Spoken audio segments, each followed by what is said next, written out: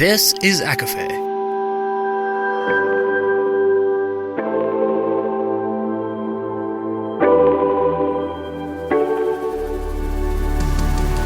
Laura Marie and Jessica Marie proudly present a collection of fandoms and exploration, a podcast.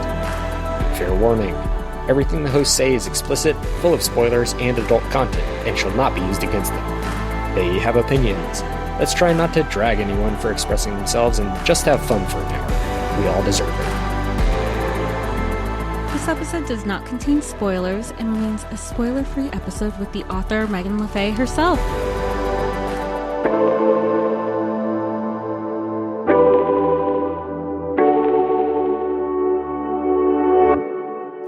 Everybody, welcome to ACOFAE, your weekly deep dive into the fantasy, literature, and fandoms that we love. I'm Laura Marie. And I'm Jessica Marie. And today we are welcoming a very special guest and our new friend, Meghan Le Fay, who is the author of the recently released Wings of Life, which is book 1 of the Dragonbound Chronicles. Welcome, Meghan. Welcome. Oh, thanks so much for having me here. I'm so excited to talk with you both. Thank you. Well, first off, congratulations we're talking to you the Sunday after your first, release day Tuesday. How has this whole week been? How has, it must be a whirlwind for you right now. Oh, absolutely. Total whirlwind. We did the launch event on Tuesday. A whole bunch of people came out. It was super exciting because there were so many people that I hadn't met before too. So fresh faces to meet of people who are super excited to read Wings of Life.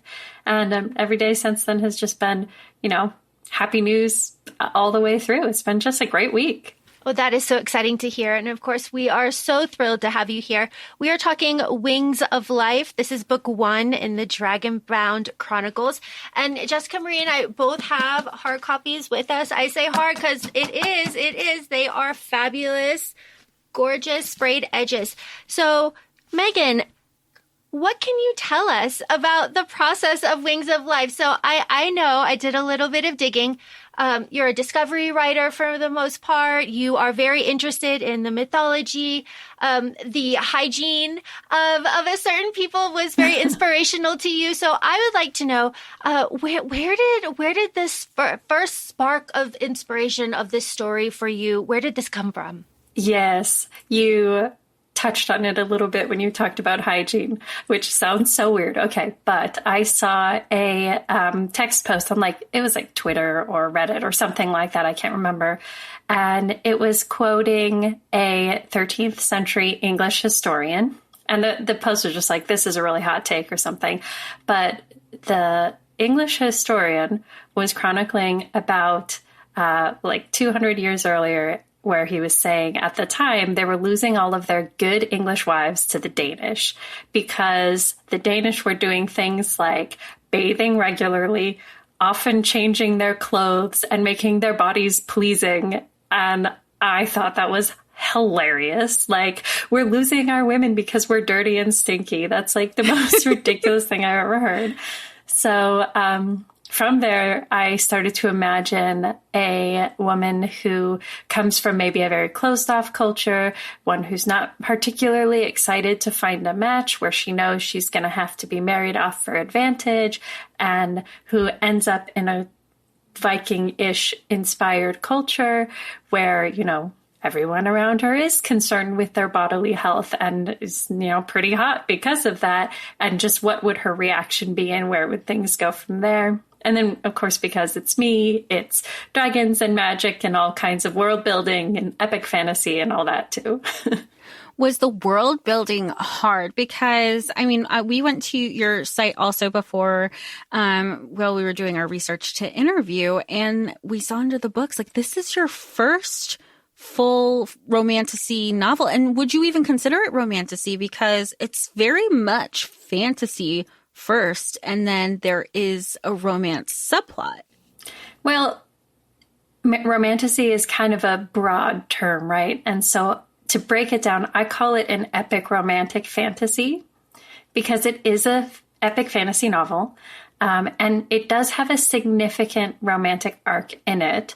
The plot could still stand on its own without the romance arc, but it wouldn't be as enriching without it. So that's why I think it still belongs in the romantasy sphere, but it's definitely not a romance first approach. So you were just saying that because it's you, it's dragons. Can you expand on that? Where does love for dragons come from? Oh my goodness. 4 years old, watching Sleeping Beauty for the first time. Number one, fell in love with Maleficent. Don't care that she's the villain. She's powerful and wonderful and so in control of herself and so unhinged at the same time.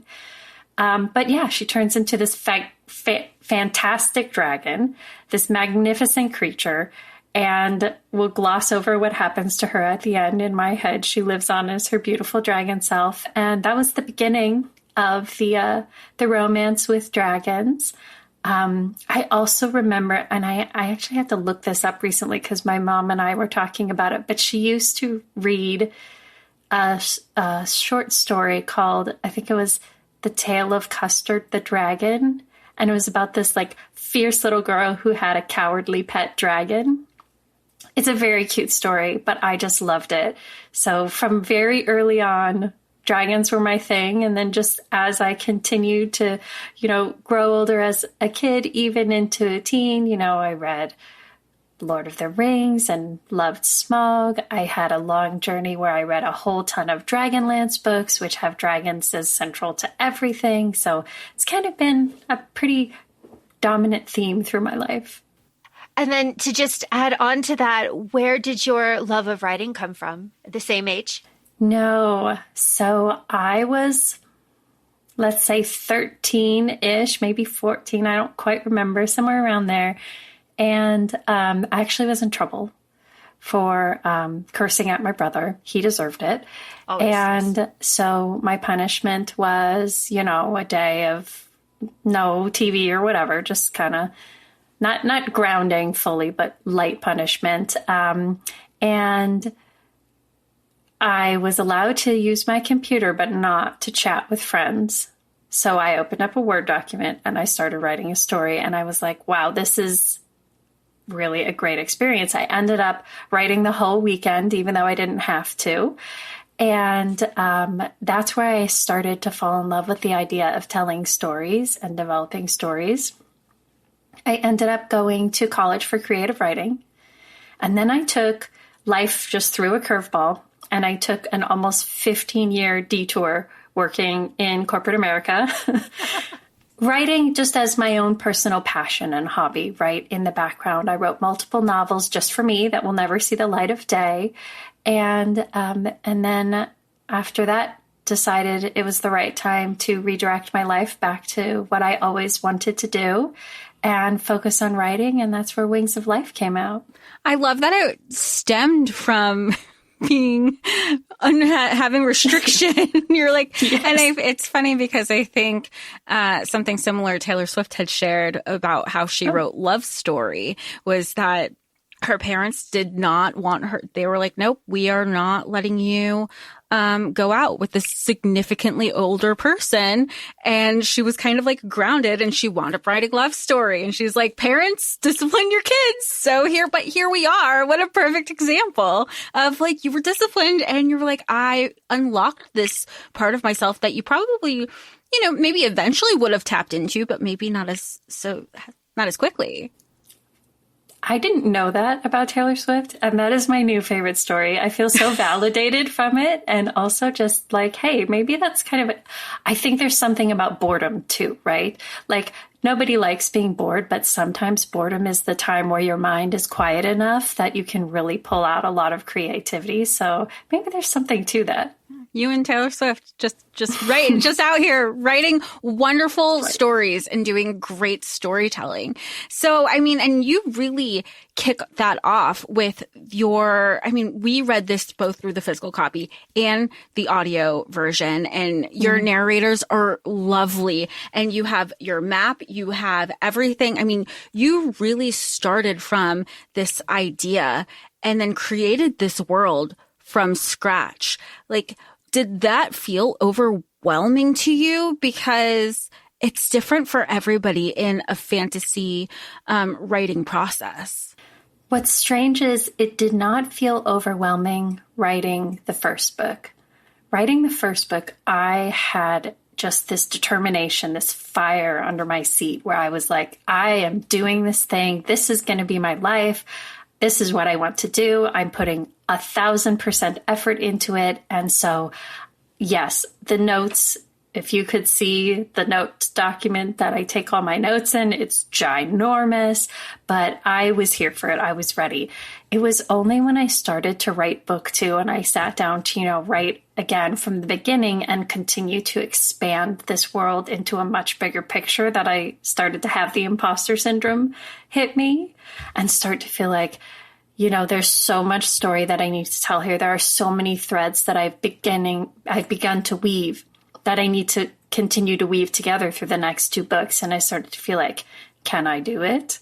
But you know what? The whole trilogy is written and the 3rd book is with my editor already.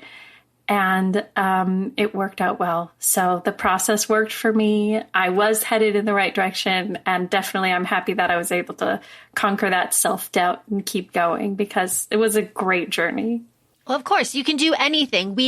All of us, we can all do anything. If a mediocre white man can do it, we can do it. And we can do anything. We're going to put more effort in and we're going to do it better. That's what I have to say. Of course. Every time. Of course. So I am so interested in this. You have all 3 books written. 1 is out, 2 is coming, 3 is with your editor. What was your writing process like for book 1? And then did that change through book 2 and book 3? So, for example, did you start one way and find yourself in a completely different way in book 3? I am so interested in the mind of a creative. Oh, so my writing process did not change between these 3 books. However, it did change writing these books versus the approach I took to books in the past. When I sat down to write these, I knew it was going to be a 3-book story. I knew it was going to be a trilogy from the start. I knew that it was going to be epic fantasy sort of scale. And I knew I was going to be building a whole world. So I sat down with the intention of taking more notes, not doing, 70% discovery writing and flipping the script and doing more of a 30 to 40% discovery and 60 to 70% planning and plotting. Because I felt that I had to absolutely know from the beginning how it was going to end, to make sure everything continued to point in the right direction. And I do normally have a general idea of how a story is going to end when I start writing, but I feel like a lot of the journey is just open.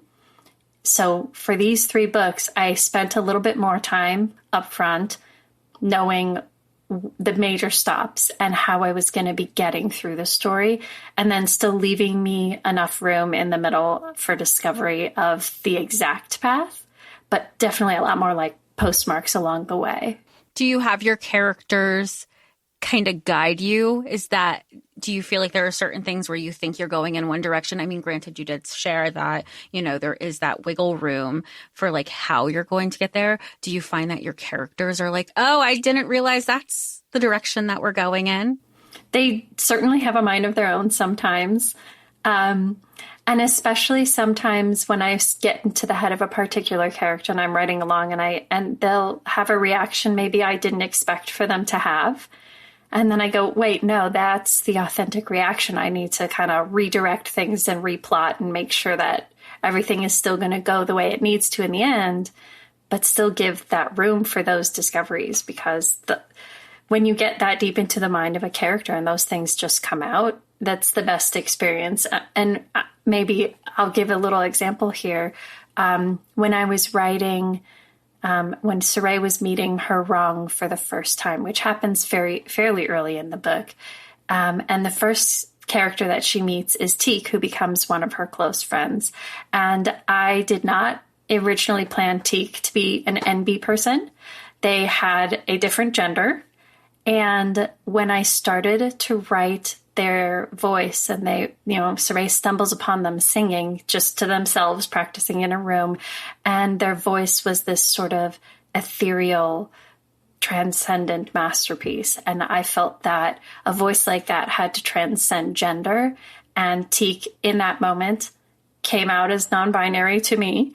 And I kept them that way for the rest of the story because I felt it was so true to who they are as a person. But that was a complete discovery. I didn't have that plan for them, but I think it was the right thing. That's so exciting. And we're talking about, of course, Wings of Life. And you mentioned Saray. We have Saray, we have Wep, we have Dane. Can you tell us, like, where did these specific characters come from? Did you have, redheads in mind? We have our own redhead here, Jessica Marie. With glasses. It was great. I was like, oh, let me just self-insert the entire time. This is great. I can't run for nothing anyway. Yeah. I'm not going to give too much about the redhead thing right now. There are things that happen, and there's a reason for the redhead situation. But I did want the two characters to have something to help connect them when they don't really have too much else in common to start with. But I needed them to have something at least where from a distance, the moment they spot each other, they're like, okay, we have common ground. Because Saray Saray is living her life as, the nobleman's daughter, and she gets sent off to the Writ to marry the Dane's eldest son. And on the heels of all of this, she's also found out that her brother is missing and presumed dead, fighting in the king's army. So she goes to the Writ in a pretty down, desolate sort of mindset. She's not fully in the grips of a depression. I think that she's, rallying herself pretty good, but she definitely goes in closed off, feeling betrayed by her family, and not happy, just not happy to be there. So, that's how her character came about. And then Wep came in with his red hair as them having that common ground from the beginning. And those two characters are the two that were the first to be created because they were the first that were inspired by that silly little post I mentioned with the English chronicler. And then we kind of built from there, yeah. Well, I love the fun fact of how everything was inspired, because it really was just like it's a historical fact that it was the Danish people did the bare minimum and they won with the bare minimum. It's just, I'm so tickled by this new fact that this is going to be my fun fact that I'll be sharing with everybody now. Yay. So when we go through this, obviously, you said you did a lot of research. I believe you, because when I open this book, we have, of course, our beautiful map, and then we have our calendar that is broken down very specifically, and we have titles, and then we have the, major terms of both of our two lands. So what was that like, kind of creating this language, kind of going through these words and looking at this map, kind of plotting out where things were going to be? What was the bones of this fantasy building like for you? Well, I definitely took it on one piece at a time. My goal was to continue the story I was telling. And then when I got to a place where I was like, okay, I need to learn more, that's when I would pause and do a bit of research and then jump back and forth. If I had done all the research up front, I think I would have killed my creativity and never been able to write it. So I kind of juggled back and forth between the two. But some of it was just for my own personal satisfaction. I created this world to have 14 months, each with 28 days. So everything is perfectly even. Mondays are always the same. The full moon is always on the same day. It was such an easy thing then for me to keep track of where and when everything happens. Like, there are lines that you might think of as throwaway lines, like the moon was at whatever point in the sky. But when you're writing, you have to know what the moon should be at. And so some of this just was to make my life easier and to make everything beautiful and even to satisfy, I don't know, maybe there's like an OCD part of my brain. But yeah, building those bones was such a fantastic experience for me as well. You know, I've grown up and I've lived so much of my life reading epic fantasy and really loving the creativeness that other authors have come up with. So the idea of doing this for myself, I knew was always something I'd be tackling in my life, whether or not other people got to read it. Fortunately, you do. But yeah, it's a lot of like, you know, tiny bones, placing them one at a time. I feel like it's building with a Lego set as opposed to like, you know, wood. Well, speaking of tiny bones, something that you had mentioned with the writing process and that you already shared, that you have your book 3 with your editor. Book 2, you started after you completed book 1, because I feel like the release of these is so back to back that a credit to you for you to be able to release this book in book 1 in May, book 2 in November, assumingly book 3 next year. So that was going to be one of my questions. Is there were parts in this book that I'm thinking I'm at the end, and then I go, all this is happening and we're not at the end yet. And then something else would happen. I go, and we're still not at the end yet. And then you're like, how was that? How did you know when to say like, okay, this is going to be my clear break from book 1 to book 2? Or did you write books 1 and 2 consecutively, and that's when you realized where you wanted that break to be? Oh, the break was planned. The break was planned early on. When I wrote my plot points for the trilogy, I had, of course, the most detailed for book 1 because that's where I started writing. But I knew I kind of wanted the story to have a particular trajectory and feel and pacing. And so I knew where I was going to cut that off and where we were going to transition to book 2. And so then I had just like a big picture, couple of bullet points idea for how the arc for book 2 and the arc for book 3 was going to go. But as I was writing book 1, I kept a separate notes section for all of the ideas I had that I had to feed into book 2, including like, you know, all the little Easter eggs that you'll find, that to make sure that they were laid in and built throughout the whole series. I just kept giant trackers of here are all the things I need to remember to do later. And then when I did go to writing book 2 and making sure I put all those things in, but then the same thing happened again. Once I plotted out book 2, I had the bigger pieces already. I filled in a bunch of smaller pieces. I get my notes for book 3 going and just continued. So it was, you know, consecutive writing, not writing simultaneously. Gosh, that is so cool. I have no talent, obviously. So I am in awe of people that are able to do something like that, and to have these like little notebooks of all the Easter eggs, like, ha ha ha, I have all of them, is fascinating. And my question for you then is, what was the publishing process like for you? So knowing that, I mean, this beautiful book is in our hands, like absolutely gorgeous. This did not happen overnight. Was it, something that happened right away? Was it something that you struggled with? Was it a very enjoyable process? Like cross our fingers, let's hope so. So what was the publishing process like for you? Well, it was quite a whirlwind, and considering how quickly everything has happened for me, I still sort of am pinching myself to believe it. I started searching for an agent in January of last year. Oh, wow. And I found my agent within a month, which was great, and he's fantastic. And he worked his butt off and sold the trilogy to my fabulous publisher, Page and Vine, within 6 weeks. And so, by April, I already had my contract signed, and we were having our initial meetings of, connecting with my editor, where we thought the series was going to go, the sort of timing we were going to do. They suggested a pretty aggressive timing of trying to publish the first 2 books 6 months apart. And then, hopefully the third one as well. We'll kind of see where that goes for the exact release date that we haven't revealed yet.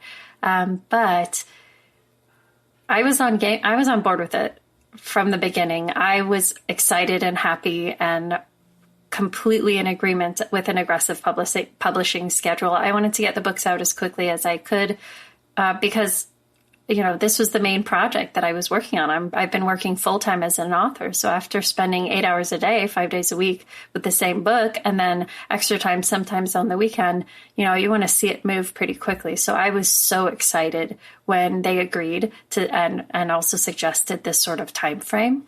So that's why everything's going so quickly. The first book was written I had some of it written beforehand because it was the project I was working on before I transitioned my career. But then I finished it in 4 months. And then I spent the 6 months after that writing book 2 and the 6 months after that writing book 3. So what would you say was your favorite part of the process? Was it having somebody who was like having a team that was so aggressive with the approach? My hands down favorite part is how enthusiastic everyone has been. My fabulous editor has just the most wonderful things to say to me. I can't believe any person could be so complimentary to another person. But she, just loves this series. But not only that, now, everyone else at the publishing house has been reaching out to me and saying, can we send you copies to sign? We're all fangirls over here. It just absolutely melts my heart. So that sort of enthusiasm, yes, of course they're going to push the books that they're publishing, but they don't need to do that sort of thing and reach out to me and email me. One of them was emailing me at like 1 a.m. her time saying, I'm still awake. I just found out this big thing. I'm reading your book. They don't have to do that sort of thing. And so that's been my favorite part, is the enthusiasm. Well, it makes such a difference when you have so many cheerleaders in your corner. And the same thing goes for like Laura and I. Like, we were texting back and forth. Oh my gosh, did you get to this part yet? Oh my gosh, I thought I guessed this plot point, but I doubted myself. But then we have this.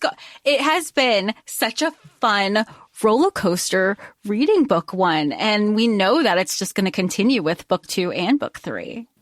Oh, yeah, definitely. There's a lot of crazy things to come. In book 1, you see one city in Inra, where Soraya is from, where she comes from, Cavendath. And in the Writ, you see the one city, Drock, where she's sent to.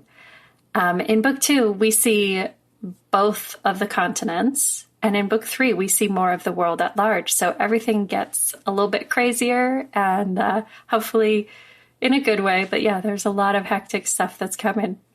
So one of my favorite things about Wings of Life is that some of the parts were very relatable. And what I mean by that is that longtime listeners will know that I lived in Germany for a while before I moved back to the States.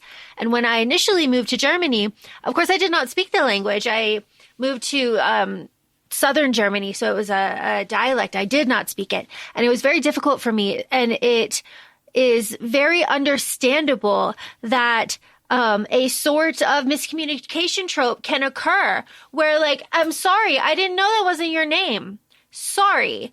Things happen. I am unaware with a language barrier. And I do find that when you are thrust into a new place and you are kind of bombarded with all of these different changes and you are a little bit uncertain, unsteady feet, certain things can just go over your head and you're just like, all right, fine.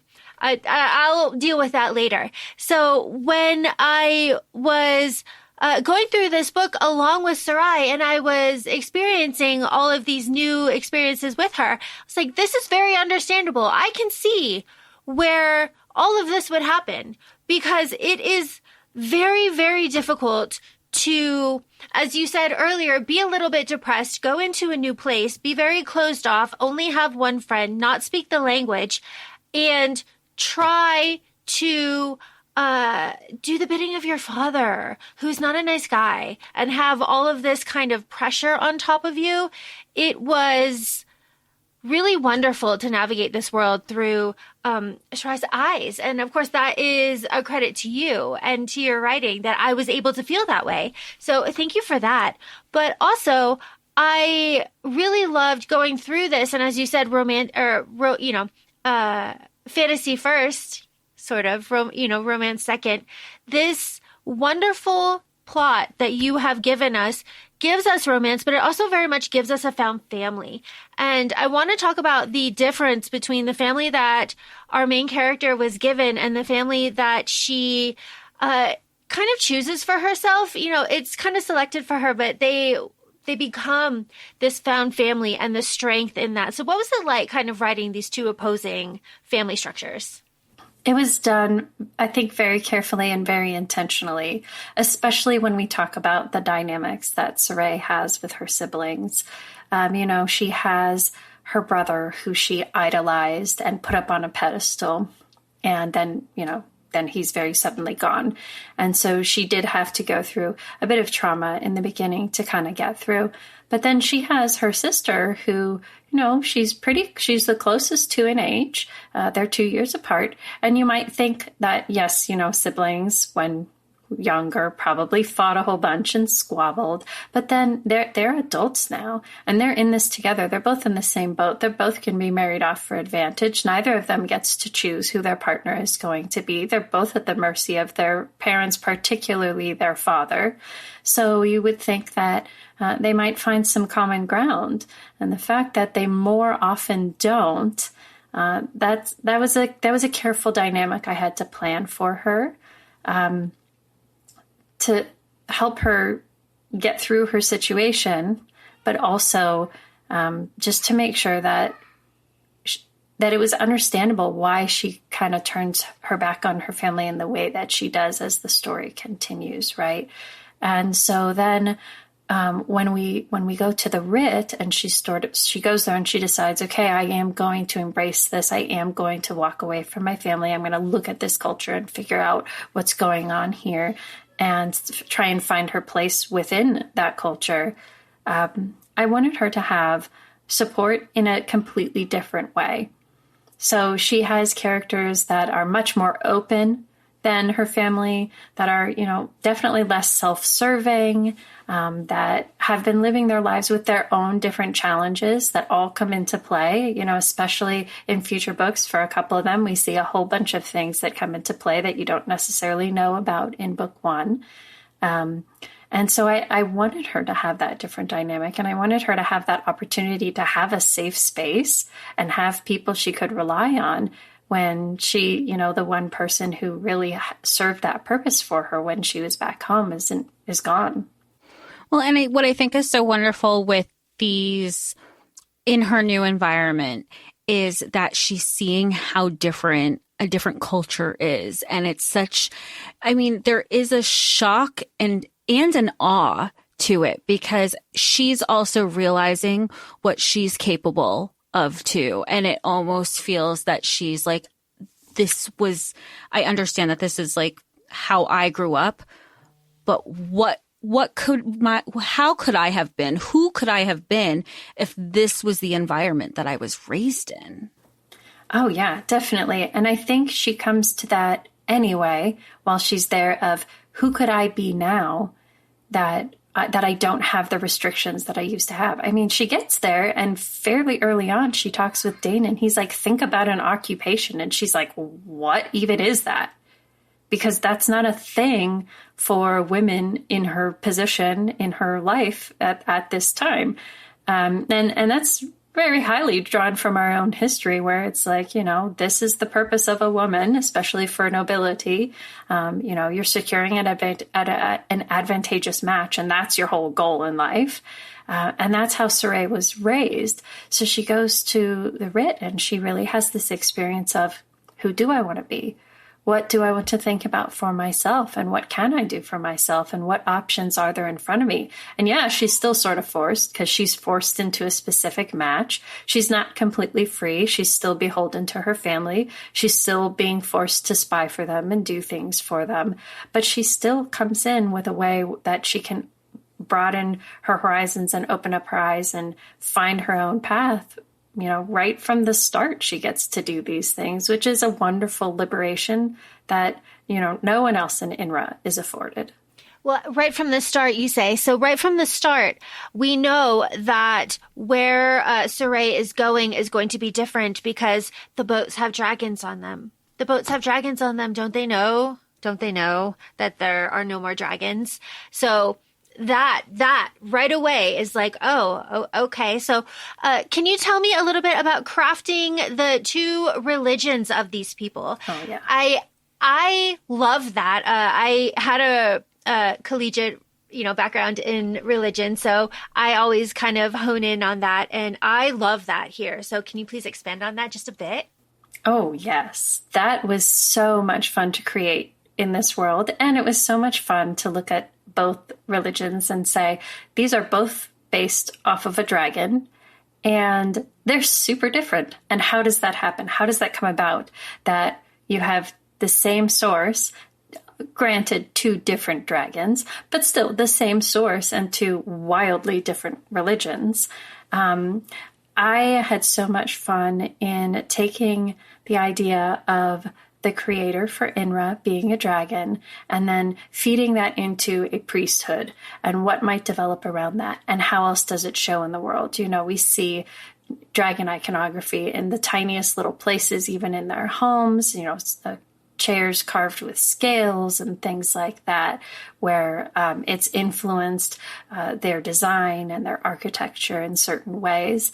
But it's also taken from a very patriarchal standpoint, and it's taken from a place that's got a lot of control involved with it.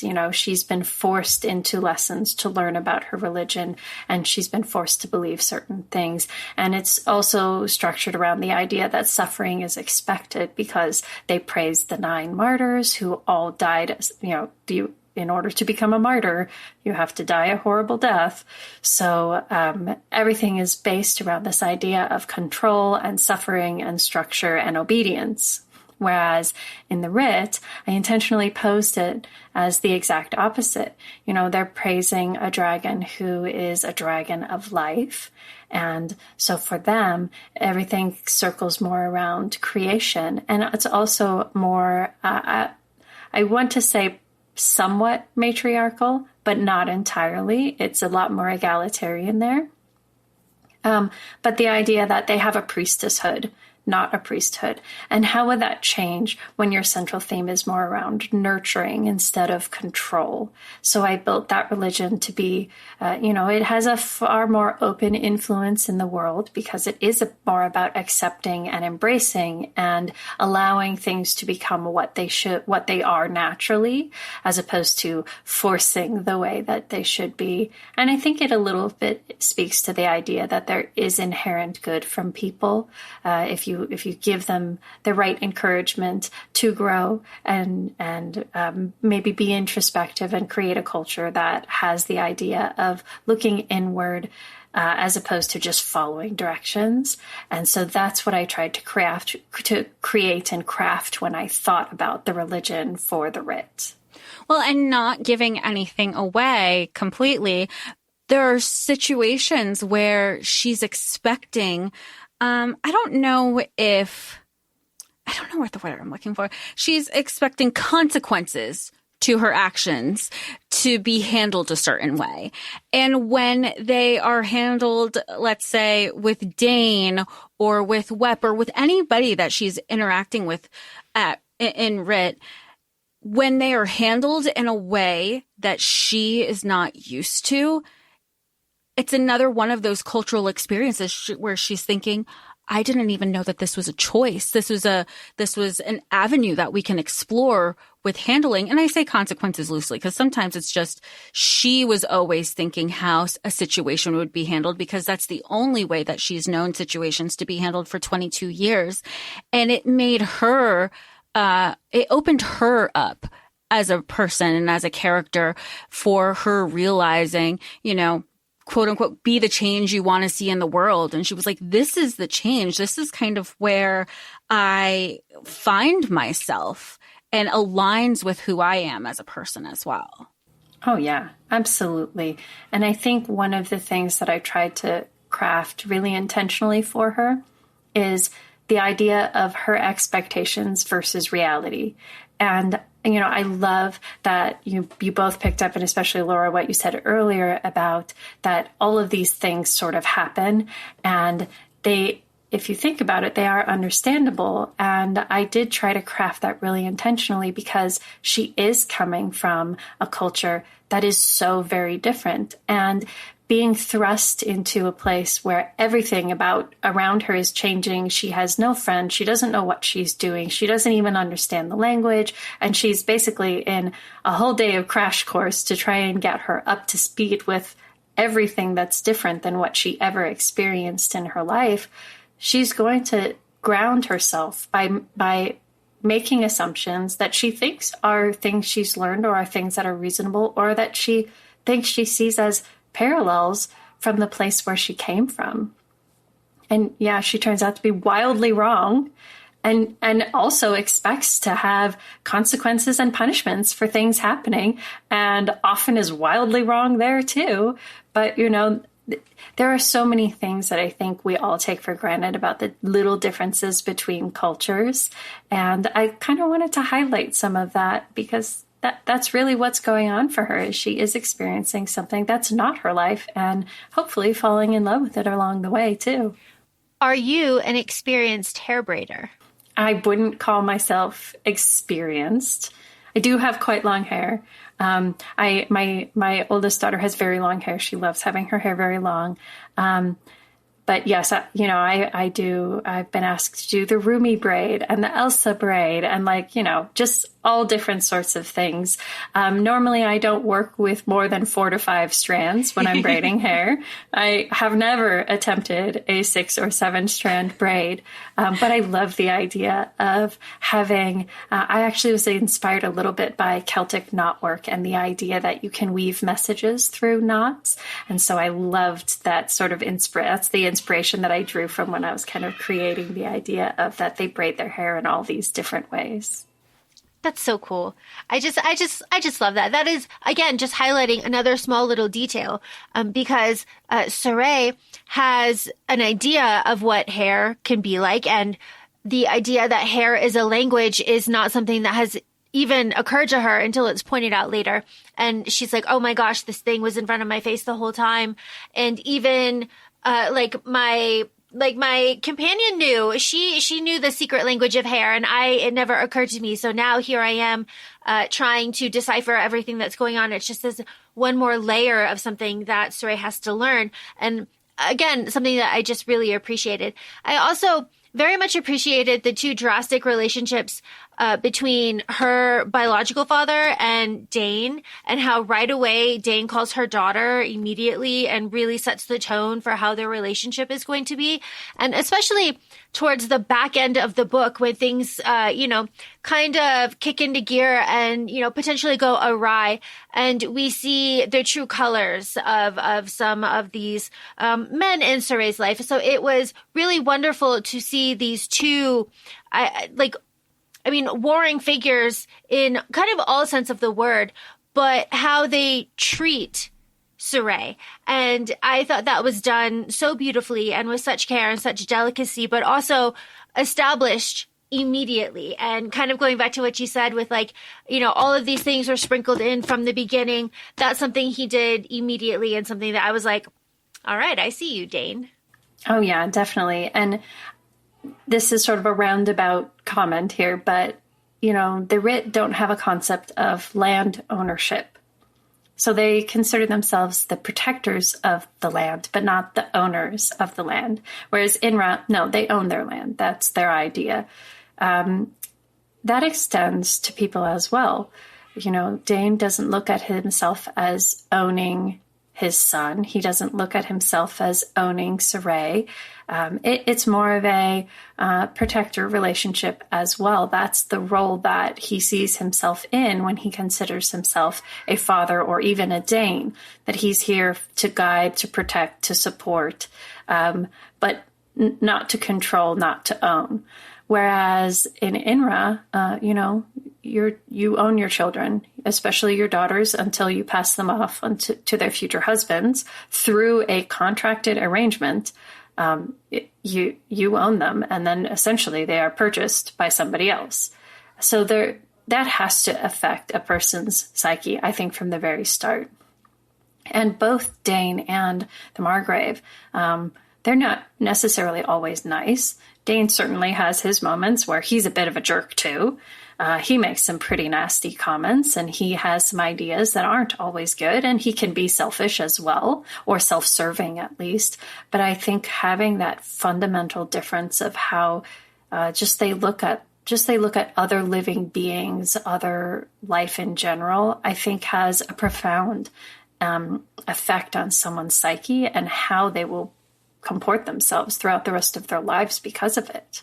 I have a writing question that is kind of in the vein of this, but I am just very interested. So throughout the course of this book, Saray goes on a journey, several journeys, a physical one. She changes locations, an emotional one, a spiritual one, but also, and also very physical. She trains, all of this.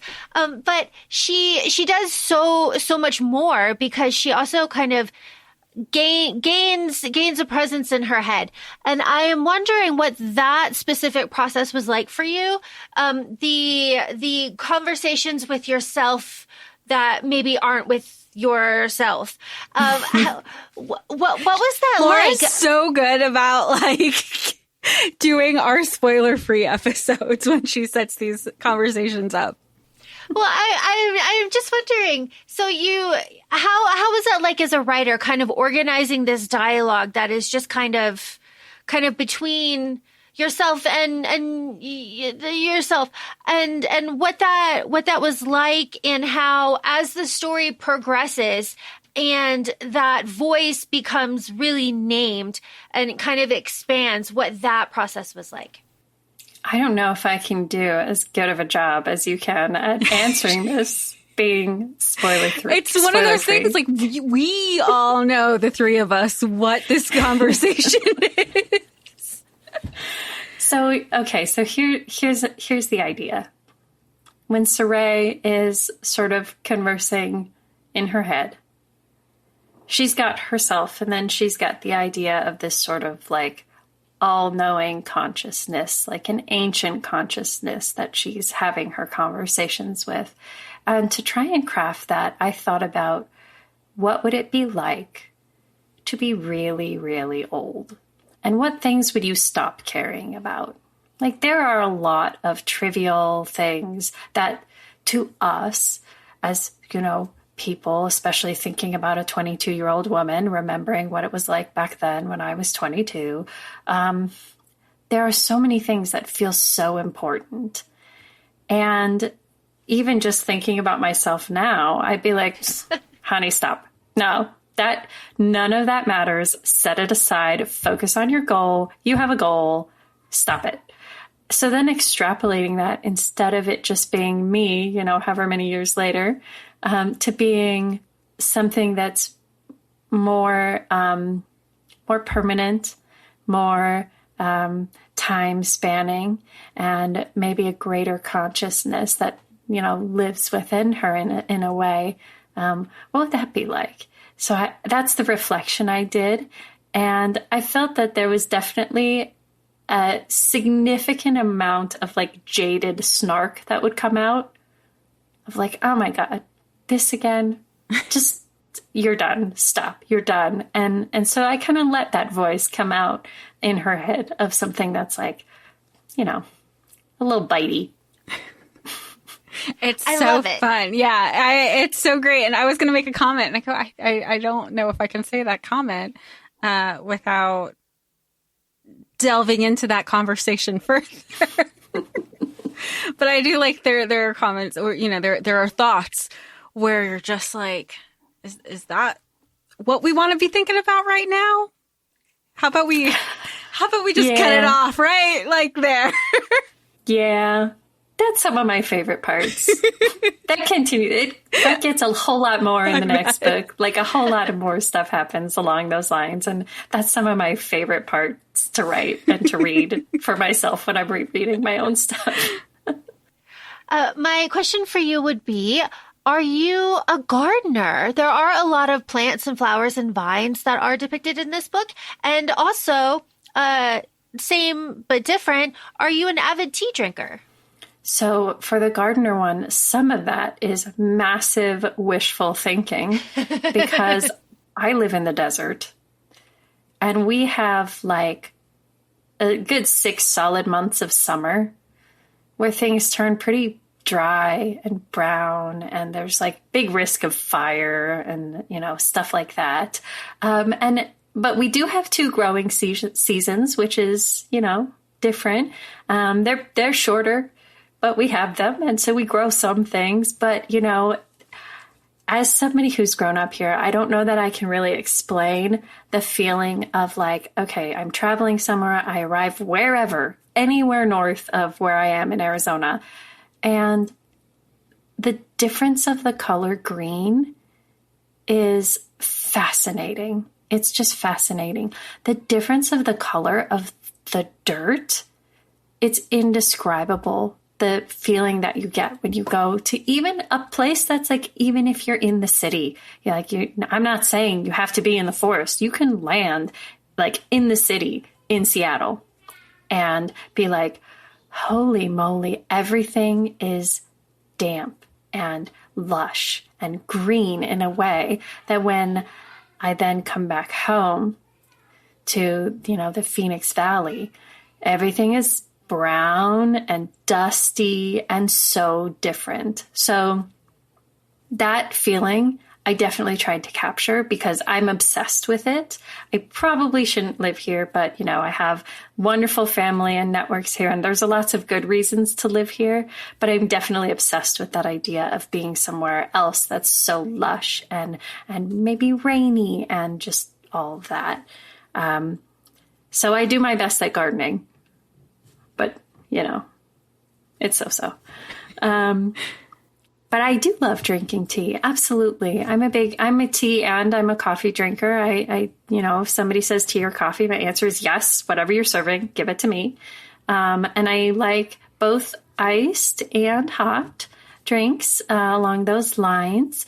I don't like them particularly sweet, but I'm not picky about what type of tea. I will drink black teas and herbal teas and green teas and matcha and you name it. I mean, and I think because I have such like a wide interest in my palate, that certainly helped me when writing some of these things about Saray, because she has a lot of interest in figuring out how things grow, how they're going to taste, how they're going to combine. And when she goes on her little journey of exploration and starts to discover that there are maybe other properties to these plants, like we might all associate lavenders for relaxation, and that's pretty common and people know that it's a calming thing. But when you think about that, there are attributes like that in every plant and what happens when they all combine, I think Saray just went on a field day. And I think, that was inspired by the idea that I love all those different types of teas and brews and things that you can do. Does that transfer into spices too? Because that's big with Saray too, where she's just like, there's this, there's that, the other thing. And then and she'll be specific. And then everybody starts challenging her. Go, okay, what else? What else? And she goes, I didn't realize there was a name for this other like thing that I wasn't picking up. So those little details just make the world, you're saying that you love how like lush some environments are. Your writing creates the lush environments that we so love as the reader as well. Oh, wonderful. Thank you so much. That was like such a sweet compliment. I appreciate that so much. But yeah, that is exactly the sort of experience that I wanted Saray to have. I wanted her to have this experience where she is challenged by things, but it's very explorative to her. And that's sort of her reward to going to this new culture and doing her part and doing her thing and then staying open along the way to whatever is going to happen to her. And she's going to have some great discoveries along the way. And that's one of them. Well, there's nothing wrong with a hobby, and Saray does have a hobby.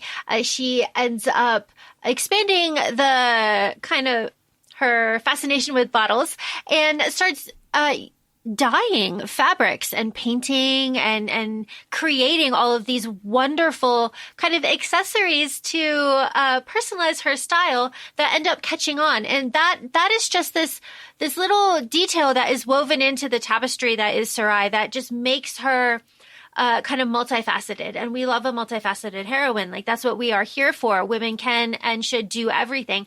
And I found that to be really satisfying when you have a purpose. Like, having a purpose that is beyond like this world altering part, but like a tangible like thing that you can work on, that is a goal that brings you like quiet joy, is very like fueling. And I do find that when somebody has a hobby like that, it is just very satisfying. So I just love this little small part of her personality that was on display for us. So again, thank you as a writer.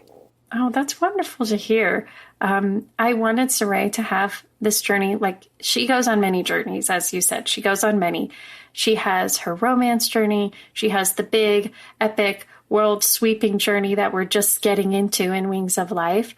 But I needed her to have a journey that was all just for her, because in many ways, she's growing up here. She's becoming her own person. She's separating from her family identity. She's separating from previous expectations. And so there had to be things that were just for her to learn about herself and to become who she feels that she was meant to be. I would love to know. I mean, we've had the release of book 1. You have, is it correct, the Phoenix Fan Fusion coming up the next weekend? How is this your first convention? Are you excited? What's that look like for you? Yes, I'm very excited. I'm also a person with extreme social anxiety. So I'm terrified in a good way, but terrified. That's coming up next weekend. And by the time everyone hears this, it will be in the past, but I will have been on 6 different author panels with other authors that are coming here to the Valley. And also, signings and meeting people every day, and then just kind of being there at the convention.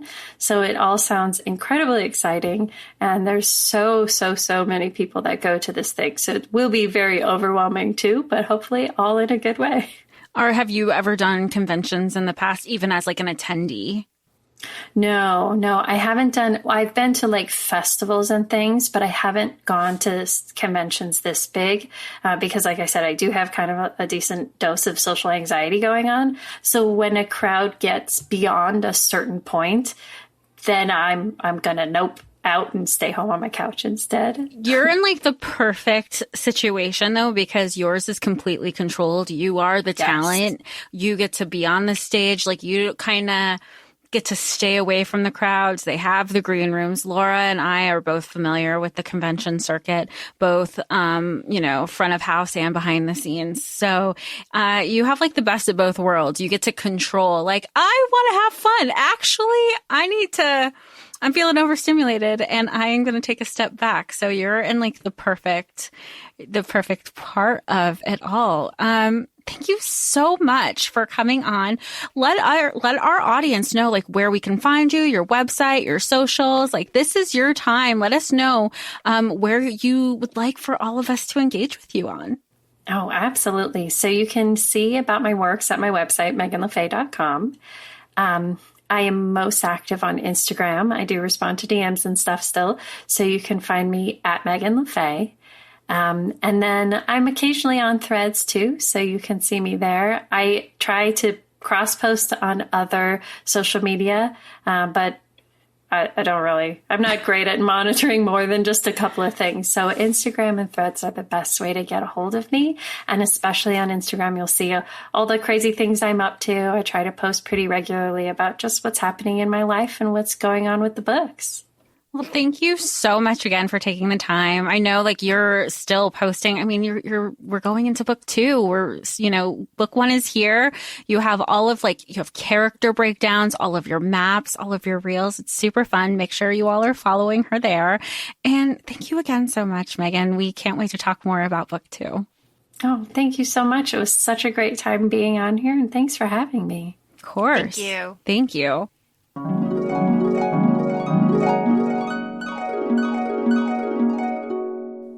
And And of course, please feel free to follow Megan on all of her platforms. We'll make sure we have those in the show notes. And feel free to follow us on Instagram. We're at ACOFAE Podcast. We're also both on TikTok, ACOFAE Laura and ACOFAE Jessica. And please feel free to rate us 5 stars on any of your listening platforms. We'd so greatly appreciate it. Thanks so much, and we'll talk to y'all soon. Bye.